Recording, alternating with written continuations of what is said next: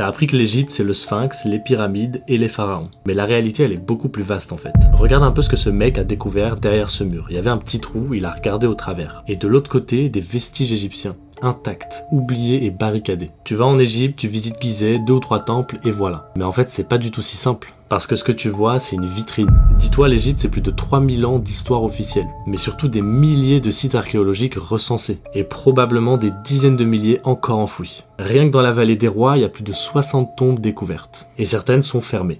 Complètement fermées. En Égypte, il y a des galeries murées, des chambres condamnées et des zones interdites au public pour raison de conservation. Mais où que t'ailles dans le désert, il y a aussi des tombeaux abandonnés, des tombeaux en accès libre qui ont été pillés. Ils renferment parfois des momies en bon état, mais totalement inconnues. Le problème, c'est que ce que tu visites là-bas, c'est une fraction minuscule de ce qui existe. On estime qu'une immense partie de l'Égypte ancienne est encore sous le sable. Donc soit on a déjà tout compris, soit on accepte de ne voir qu'un pourcentage ridicule de l'histoire réelle. Et moi je trouve ça fou parce que ça veut dire que l'Égypte, c'est un peu comme le chapitre d'un livre qu'on a fini de lire, mais dont la moitié des phrases, on les a lues sans vraiment que ça intègre dans le cerveau. Tu vois, quand tu lis sans lire. Qu'est-ce que tu penses que tu ressentirais, toi, là-bas, devant ces vestiges ?